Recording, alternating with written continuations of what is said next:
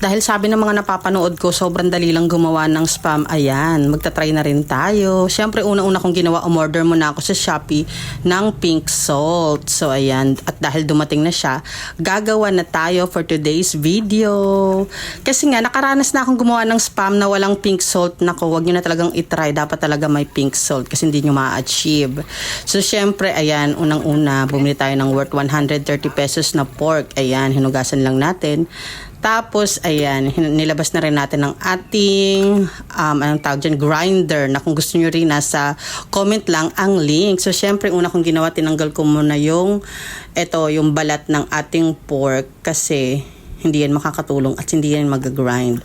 Mas maganda sana kung medyo maraming taba yung mabibili nyong pork para mas juicy. Pero dahil walang taba yan is pwede na rin yan. Pagtsagaan na natin yan. Pero kung gusto nyo ng mas masarap, syempre, mas maraming taba, mas juicy. Ayan.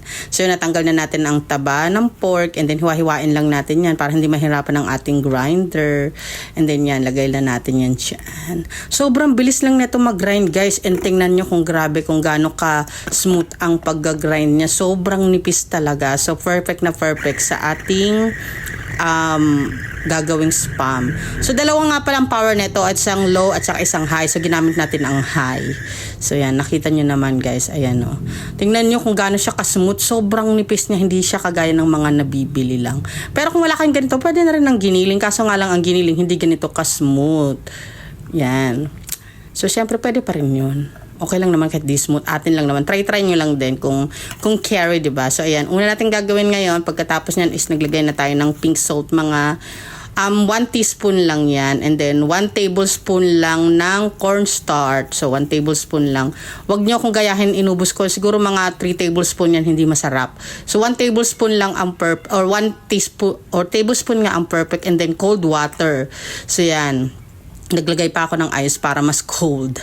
So, yan, sinisod lang natin ng salt, pepper, patis, and ayan, naglagay ako ng Knorr seasoning as always. Depende na kayo kung gaano kasarap ang gusto nyo. Kayo na ang maglasa niyan. So, ano lang ako dyan, ang tawag dito, tansya-tansya.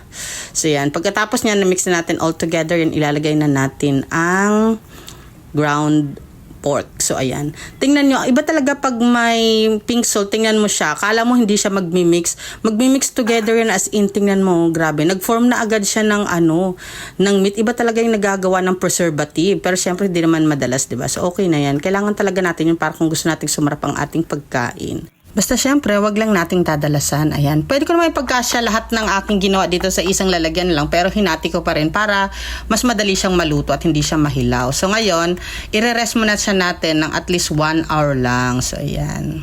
And then after 1 hour, syempre kukunin ko na agad yan.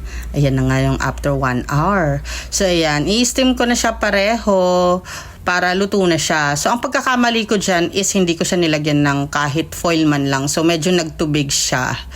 Pero okay lang yan. Bali, mga 20 to 30 minutes ko yung in-steam and then, ayan. Pagbukas ko, ayan, medyo may tubig-tubig siya. So, ayan, wag natin gagawin sa susunod. So, ayan, tinapon ko yung tubig and then kukunin ko ng ating spam. O, diba? Nakagawa na tayo ng spam. Ang mainit-init pa. At ang pagkakamali ko rin dito, ayan, paghiwa kong ganyan, hindi pa siya buo. So, ayan, medyo nagkalasog siya ng konti. So, ayan, kinabukasan, nung na-rest na natin siya, nirep ko na, ayan, perfect na siya, diba? Para na talaga siyang spam. Payat nga lang kasi pinayatan ko lang. Next time na lang mas gagalingan pa natin. Next time na lang mas bubonggahan pa natin kasi sabi ng anak ko, mas kalasa siya ng maling. O diba? Hindi pa siya kalasa ng spam pero kalasa ng maling. Not bad. Masarap na yun, diba? So at least, ayan, meron na tayong pang breakfast everyday na mahuhugot natin sa rep.